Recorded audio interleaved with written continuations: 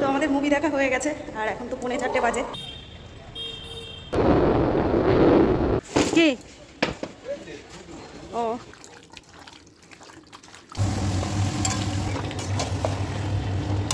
Hello everyone, good morning. আশা করছি তোমরা সবাই খুব ভালো আছো, আমরাও কিন্তু বেশ ভালোই আছি। এখন গুড মর্নিং বলছি তার কারণ এখন ঘড়িতে সময় হয়ে গেছে 10:30টার একটু বেশি। তো আমরা সকাল সকাল দুজন মিলে দেখো কর্তাগিন্নি সেজে গুজে বেরিয়ে গেছি। আজ যাচ্ছি আমরা একটু কৃষ্ণনগরে, আর যাচ্ছি কিন্তু সিনেমা দেখতে। ধুরন্ধর পার্ট 2টা চলে এসেছে, সেটাই দেখার জন্য কিন্তু বেরিয়ে পড়েছি। কালই তোমাদের দাদাকে বলেছিলাম, সেও রাজি হয়ে গেছে। আমি কিন্তু অনলাইন টিকিটও বুক করে নিয়েছিলাম। তো দেখো সাজুগুজু করে বেরিয়ে আসার পরে ক্যামেরাটা অন করতেই দেখছি ব্রণগুলো বেশ বড় বড় হয়ে দেখা যাচ্ছে। দেখো এরকম অবস্থায় যদি মেকআপ করি তাহলে হয়তো আরও বেড়ে যাবে। তবু কিছু করার নেই, সিনেমা দেখতে গেলে কিন্তু একটু মেকআপ না করলে হয়ই না। তো যাই হোক, দেখো তারপরে আমাদের অনেকটা বসে থাকার পরে একটা ট্রেন তো আমরা মিস করে দিয়েছিলাম। তারপরে আর একটা ট্রেনের জন্য ওয়েট করছিলাম ওয়েটিং রুমে। তো বাইরে বেরোনোর পরে আমাদের ট্রেনটা আসার সময় হয়ে গেছে, আর তখনই নেমে গেছিলো বৃষ্টি। আর বৃষ্টিটা ছিল কিন্তু প্রচণ্ড জোরে। আর আমরা আসার সময় আজ বাড়ির থেকে ছাতা নিয়েও বেরোয়নি। তো এখন দাঁড়িয়ে আছি, দেখা যাক। কৃষ্ণনগর যেতে তো আমাদের বেশ কিছুটা সময় লেগে যাবে। নেমে পড়লাম দেখো আমরা কৃষ্ণনগরে। ট্রেনটা প্রচুর লেট ছিল, তো চলে এসেছি এখন। হ্যাঁ না না, ওদিক দিয়ে বেরোবে না, এদিক দিয়ে বেরোবে। চলো এদিক দিয়েই তো মনে হয়। চলো বেরোই। আজ আমরা জানো তো যে ট্রেনটিতে আমাদের আসার কথা ছিল সেটি তো মিস করে গেছিলাম। তারপরে পরে যে ট্রেনটিতে এসেছি সেটাও ছিল 25 মিনিট মতো লেট। তো যথারীতি আমরা হলে এসেছি, 25 মিনিট মতো আমরা সিনেমাটাও মিস করে গেছিলাম। তারপরে এখন হাফ টাইম চলছে, এখন তোমাদের দাদা একটু বাইরে বেরিয়েছে আর আমি ভেতরটাই একাই বসে রয়েছি। এই সময়টাতে নিজেকে একটু ভিডিওর মধ্যে কয়েদ করে নিলাম। সিনেমা দেখতে আসবো আর কিছু খাবো না তা তো হয় না। যখন তাই আমি টিকিটটা অনলাইনে বুক করেছিলাম, তার সঙ্গে কিন্তু ছিল কম্বোতে একটা চিকেন বল মতো, আর এছাড়াও ছিল পপকর্ন। সেটা আমরা অর্ডার করে নিয়েছিলাম, কিন্তু হাফ টাইম হতে হতে ওগুলো অলরেডি শেষ করে দিয়েছিলাম। হাফ টাইমের পরে দেখো এখানে চলে এসেছে ফিশ চিকেন কাটলেট। তো এগুলো খেতে খেতেই পুরো সিনেমাটা এনজয় করছিলাম। আর দেখো এখন প্রায় শেষের পথে হয়ে গেছে আমাদের ফিল্ম দেখা। দারুণ দেখলাম। দেখো রোদ্দুর, এখানটাই আমরা আগের বার এসে ফটো তুলেছিলাম অনেক। বাইরের দিকটা কি সুন্দর, চলো দেখাই।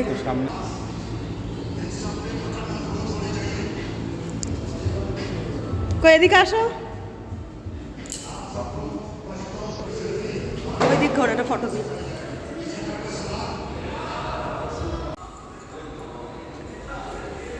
এখন বাজে 3:45, এখন একটা ট্রেন আছে, তো ওই ট্রেনটা তো আমরা পাবো না।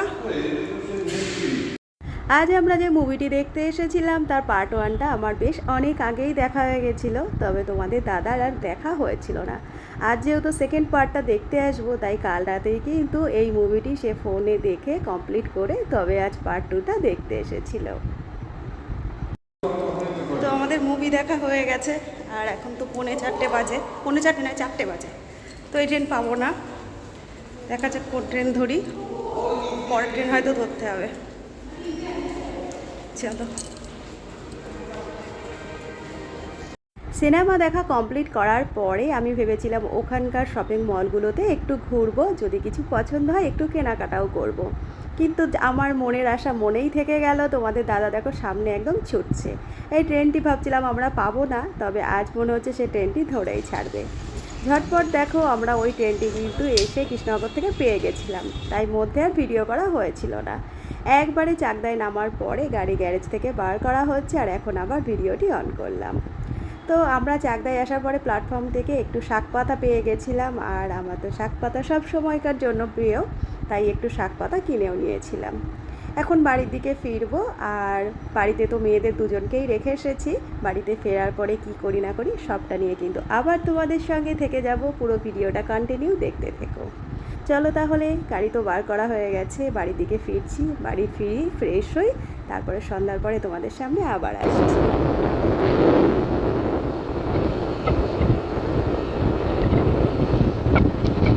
আজ আমরা যখন সিনেমা দেখে বাড়িতে ফিরেছিলাম তখন বিকেল বিকেলই ছিল, তাই বাড়ি আসার পরে হালকা একটু খাওয়া দাওয়া ঘরে এসে করে নিয়েছিলাম। তারপরে একটু রেস্ট নিয়ে তারপরে সন্ধ্যার পরে দেখো তোমাদের দাদা নিয়ে এসেছিল মাটন। আর যে সবজিগুলো সন্ধ্যাবেলায় ফেরার সময় কিনে নিয়ে এসেছিলাম সেগুলো কিন্তু এইগুলো। চলো, সমস্ত কিছু তো প্রায় গোছগাছ করে নিয়েছি। মাটনটা রান্না করার সঙ্গে সঙ্গে তোমাদের সঙ্গে শেয়ার করি এক বন্ধুর কথা। তো কিছুদিন আগে আমার একটা ভিডিওতে আর কি এক বন্ধু শেয়ার করেছিল যে চিকেন কেনা ভিডিও আর চিকেন রান্নার একটা রেসিপি আর কি শেয়ার করতে। তো বাজারে তো আমার যাওয়া হয়, তবে চিকেনের দোকানে গিয়ে নিজে হাতে চিকেন কেনাটা খুব একটা হয়ে ওঠে না। তাই সেই বন্ধুকেই বলছি, চিকেন কেনাটা হয়তো আমি ভিডিওর মধ্যে শেয়ার করতে পারলাম না, কারণ বেশিরভাগ তোমাদের দাদাই ওগুলো করে। রান্নার ডিপার্টমেন্টটা যেহেতু আমারই থাকে, আমরা ঘরের বউরা সবসময় রান্নাবান্নাগুলো করে থাকি, তাই চিকেনের বদলে মাটনের রেসিপিটা আজ আমি সেই বন্ধুর জন্য আর কি শেয়ার করছি। হয়তো তার আজকের রেসিপিটি ভালো লাগবে। তো মাটনটা আমি যেভাবে রান্না করি সেভাবেই আর কি তোমাদের সঙ্গে শেয়ার করছি। মাটনটাকে আমি খুব ভালো করে ধুয়ে পরিষ্কার করে নেওয়ার পরে লবণ, হলুদ, লঙ্কার গুঁড়ো আর বেশ খানিকটা টক দই দিয়ে ম্যারিনেশন করে রেখে দিয়েছিলাম। খুব বেশি সময় রাখার প্রয়োজন নেই, আমি মাত্র আধা ঘন্টা মতো রেখে দিয়েছিলাম। তারপরে কড়াইতে সর্ষের তেল গরম করে সামান্য হলুদ দিয়ে আলুগুলো বেশ লাল লাল করে ভেজে তুলে নিলাম। আজ আমি ফোড়নে ব্যবহার করছি গোটা জিরে, গোটা গরম মশলা, সেই সঙ্গে কয়েকটি তেজপাতা আর কয়েকটি শুকনো লঙ্কা। ফোড়নগুলো খুব ভালো করে পুড়ে আসার পরে দেখো আমি দিয়ে দিলাম এর মধ্যে কুচিয়ে রাখা পেঁয়াজগুলো। পেঁয়াজগুলো হালকা একটু ব্রাউন ব্রাউন হবে তখন আমি এর ভেতরে দিয়ে দেবো বেটে রাখা মশলাগুলো। আগে থেকে মশলাগুলো আমি বেটে রেখে দিয়েছিলাম। এবারে চলো তোমাদের বলি বেটে রাখা মশলার মধ্যে আজ আমি কী ব্যবহার করলাম। গোটা জিরে, গোটা ধনে, কয়েক কোয়া রসুন আর সেই সঙ্গে কয়েকটি কাঁচা লঙ্কা।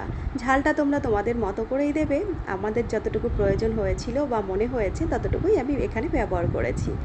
মশলাটা দেওয়ার পরে খুব ভালো করে নাড়াচাড়া দিয়ে আস্তে আস্তে কষিয়ে নিচ্ছি। অলরেডি দেখো মশলা থেকে তেলটাও ছাড়া শুরু হয়ে গেছিলো, আর ধীরে ধীরে কষিয়ে কষিয়ে দেখো মশলাটা কষানো হয়ে গেছে।